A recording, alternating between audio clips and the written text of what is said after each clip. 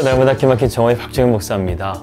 오늘은 우리가 시편 37편의 말씀을 통해서요, 우리가 영적 침체 가운데서 어떻게 그것을 극복할 수 있는가, 어떤 기도를 드려야 되는가, 이것을 함께 우리가 생각해 보려고 합니다. 하나님의 마음이 합한 사람이었던 다윗도요, 영적인 침체를 경험했습니다. 우리가 잘 알고 있는 엘리야도요, 갈멜산에서 영적인 전투에서 승리를 한 이후에 이세벨이 자기를 죽이려고 하자 그가 로뎀나무 아래에서 영적인 침체 가운데 있는 것을 우리는 보게 됩니다. 하지만 하나님이 사랑하는 사람은요, 영적인 침체 가운데 그들을 두지 않습니다. 하나님은 그를 도우시고 그를 일으키셔서 하나님의 위대한 사명을 마칠 수 있도록 인도해 주시는 것을 우리는 성경을 통해서 보게 되죠. 다윗도 영적인 침체는 있었지만 그것을 붙들고 오래가지 않았어요. 그럴 때 하나님께서는 다윗을 도우셔서 다시금 일어설 수 있는 힘을 허락해 주신 것을 우리는 보게 됩니다. 청교도들은요, 이러한 영적인 침체에 대해서 영혼의 어두운 방이라고 표현을 했습니다. 어두움은 하나님과 반대되는 개념이죠. 또한 이 어두움은 하나님과 분리됨을 의미합니다. 그래서 우리가 영적인 침체에 빠지게 되면 하나님이 나와 함께 하시지 않는 것인가? 이러한 하나님에 대한 믿음이요, 흔들리게 된다는 거예요. 믿음이 흔들리게 되면 제일 먼저 나타나는 현상이요, 하나님 앞에 예배를 드리는데 기쁨이 사라지는 거예요. 내 삶 가운데 소망이 사라지는 거예요. 하나님을 붙들고 살았을 때 내 안에 있었던 그러한 열정과 사랑이 식어지게 되고 냉랭해지고 삶의 기쁨이 사라지게 되는 것입니다. 주님을 향한 뜨거운 사랑과 마음 없이요, 교회를 다니게 되는 거예요. 형식적으로 다니게 된다는 것입니다. 그래서요, 영적인 침체를 설명하자면 마치 연애와 같습니다. 우리가 연애를 할 때 사랑이 한참 뜨거울 때는 그 사람을 위해서 무엇이든지 해주고 싶어 합니다. 드라마를 보게 되면 사랑하는 사람을 위해서 희생하는 것들, 정말 사랑이 뜨겁기 때문에 그렇게 가능한 것인데 사랑이 식어지게 되잖아요. 그럼 점점 멀리하게 되는 거예요. 같이 있어도 행복하지가 않는 거예요. 즐겁지가 않은 거예요. 이게 침체라는 것입니다. 그래서 우리가 이것을 영적으로 보자면요, 하나님과의 사랑이 식어지는 것을 우리는 영적인 침체라고 볼 수 있습니다. 왜 우리는 영적인 침체에 빠지게 되는 것일까요? 우리를 영적인 침체에 빠지게 하는 배후에는요, 사탄 마귀가 있습니다. 그래서 에베소서에서는요, 바울은 이렇게 우리에게 권면하고 있습니다. 끝으로 너희가 주 안에서와 그 힘의 능력으로 강건해지고 마귀의 관계를 능히 대적하기 위하여 하나님의 전신갑주를 입으라. 우리의 씨름은 혈과 육을 상대하는 것이 아니요 통치자들과 권세들과 이 어둠의 세상 주관자들과 하늘에 있는 악의 영들을 상대함이라. 그러므로 하나님의 전신갑주를 취하라. 이는 악한 날에 너희가 능히 대적하고 모든 일을 행한 후에 서기 위함이라. 바울은 우리에게요, 주 안에서와 그의 힘의 능력으로 강건해지라고 말씀하고 있습니다. 마귀의 공격이 있기 때문에 그래요. 우리가 하나님의 자녀가 된 이상 마귀는 우리를 끊임없이 공격할 것이라는 것입니다. 마귀의 전력 중에 하나가요, 우리를 낙심하게 하는 거예요. 하나님과 멀어지게 하는 것입니다. 이 죄라는 것이 하마르티아, 이 관역에서 벗어나게 만드는 것이죠. 마귀는 자꾸만 우리를 죄로 유혹해서 우리가 하나님과 자꾸만 멀어지게 만든다는 사실입니다. 그렇기 때문에 우리는 하나님의 전신갑주를 입어야 되겠죠. 우리가 싸워야 될 대적은요, 결코 만만한 적이 아닙니다. 하나님께서 입혀주시는 그 전신갑주, 우리가 그것이 없이는요, 마귀를 대적할 수가 없는 거예요. 우리가 여기서 조금만이라도 방심하게 되면요, 우리는 영적인 침체에 빠지게 된다는 말입니다. 마귀는 정말 다양한 방법으로 우리를 공격합니다.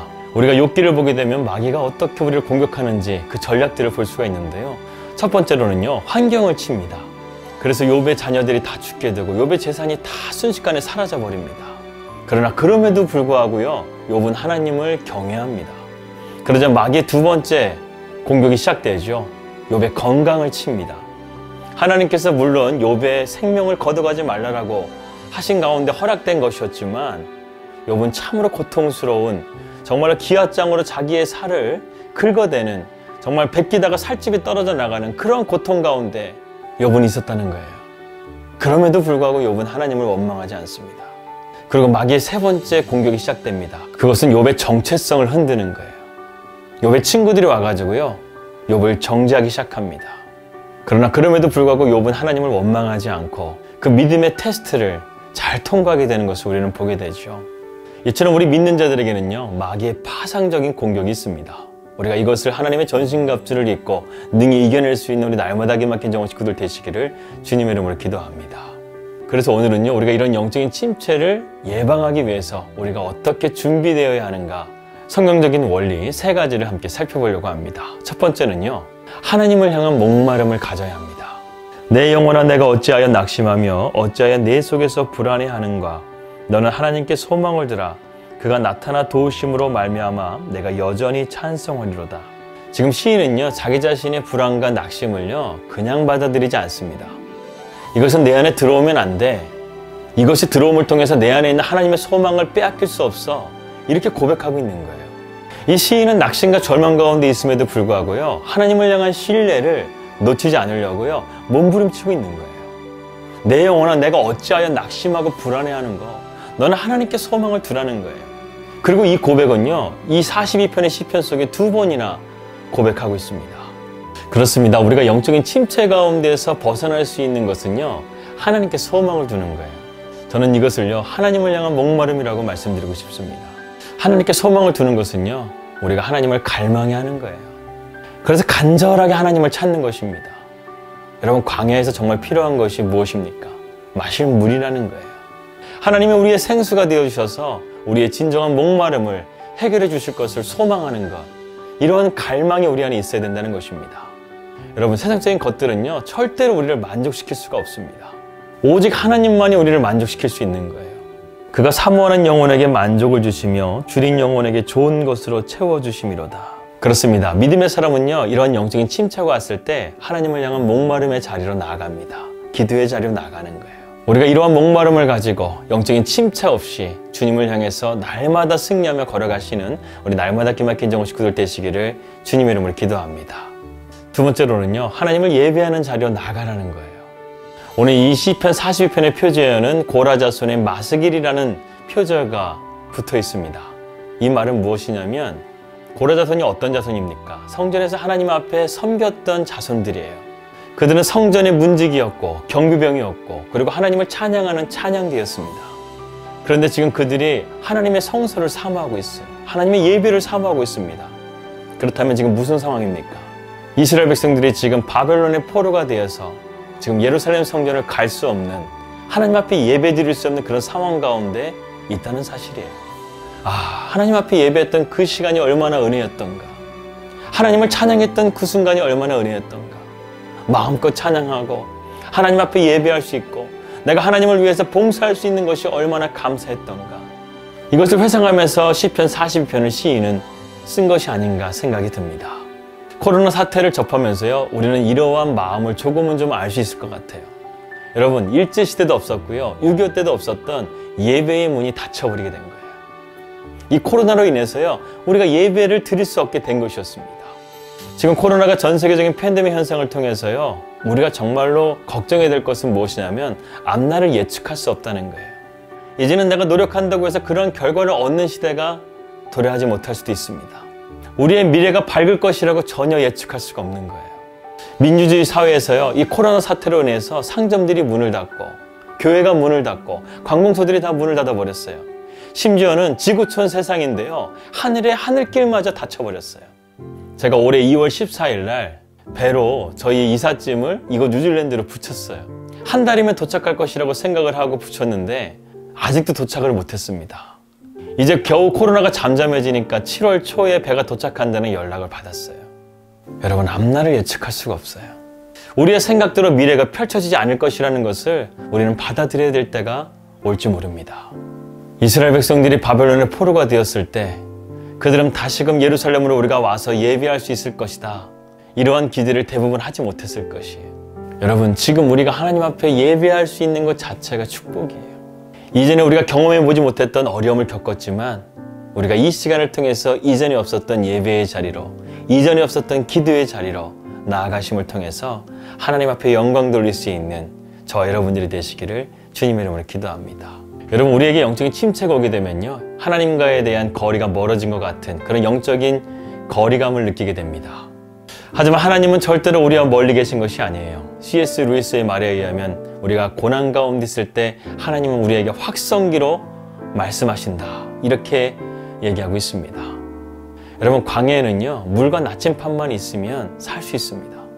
우리의 삶의 나침판이 되어주시고 생수가 되어주시는 우리 주님만 우리가 믿음으로 바라보며 나아갈 수 있다고 한다면 우리는 살 수 있는 거예요. 어떤 가운데서도 우리가 낙심하지 않고 불안해하지 않고 하나님께 소망을 둘 수 있다는 사실입니다. 저는요, 다윗의 시편 가운데 제일 좋아하는 말씀이 시편 57편의 말씀입니다. 다윗이 인생 가운데 가장 어둠의 시기였어요. 그는 이 시편을 지을 때쯤에 아들람 동굴에 있었어요.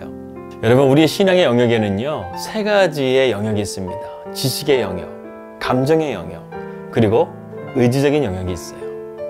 그런데 우리가 환난 가운데 정말 필요한 영역이 무엇일까요? 그것은 바로 의지적인 영역입니다.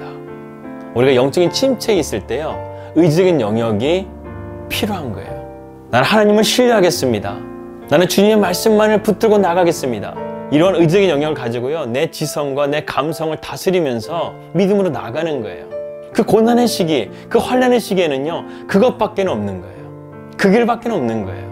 다윗이 하나님 앞에 기름 부으심을 받고 무려 14년이라는 시간 동안 쫓기는 인생을 살아요. 어떻게 그러한 시간을 살 수 있을까? 다른 것 없었어요. 그는 사무엘이 기름 부어졌을 때 하나님께서 너를 이스라엘의 왕으로 삼으시겠다. 이 말씀, 하나님의 말씀 하나 붙들고요, 그가 그것을 의지적으로 결단하고 믿음으로 나갔던 것, 그것이 전부예요. 우리는 어떤 문제를 되게 복잡하게 해결하려고 해요. 그런데요, 믿음의 사람은요, 문제를 단순하게 만들어버리는 거예요. 내가 해결할 수 없는 문제가 되어졌을 때 그 문제를 하나님께 맡기는 것이죠. 우리가 해야 될 것은요, 영적인 자리로 나가는 거예요. 기도의 자리로 나가고 하나님을 예배하는 자리로 나가는 거예요. 그러면 우리는 믿음으로 승리할 수 있습니다. 영적인 침체에 빠지지 않을 수 있어요. 문제를 복잡하게 생각하지 마시고 하나님께 그 문제를 두고 하나님께 그 소망을 둠을 통해서 단순하지만 강력한 인생이 되시기를 주님의 이름으로 기도합니다. 기도하겠습니다. 하나님 아버지, 우리의 삶이 단순한 삶이 되길 원합니다. 우리가 영적인 침체를 극복하는 것은 온전히 하나님을 바라보는 것, 하나님께 소망을 두는 것이라고 말씀했습니다. 문제의 해결을 하나님께 맡기고 하나님이 정말 원하시는 하나님과의 친밀한 교제의 자리, 기도의 자리, 예배의 자리를 더욱더 사모할 수 있는 마음이 될 수 있도록 인도하여 주시옵소서. 어떻게 보면 그 문제를 하나님께서 풀어가시면 너무나 쉽게 끝날 일인데 그 문제를 내가 짊어지고 내가 해결하려고 하는 것 때문에 더 내 삶이 복잡해지고 힘들어지는 것은 아닌지 모르겠습니다. 그래서 그 문제가 해결되지 않은 것을 통해서 우리는 절망하고 낙심할 때가 있습니다. 그런 가운데서 우리는 영적인 침체를 맛보게 됩니다. 하나님, 오늘 말씀을 통해서 우리의 영혼을 깨워주시옵소서. 내 영혼이 확정되고 확정되었으니 내가 믿음의 눈을 들어 주님을 바라보겠다 고백했던 다윗의 고백처럼 하나님, 우리가 새벽을 깨우는, 우리의 잠들어 있던 영혼을 깨우고 하나님을 바라볼 수 있는 믿음의 눈을 허락하여 주시옵소서. 오늘도 함께 하시는 그 주님을 찬양합니다. 예수님의 이름으로 기도하였습니다. 아멘. 예, 평안한 하루 되시고요. 저는 내일 뵙도록 하겠습니다. 우리 믿음으로 승리합시다. 할렐루야.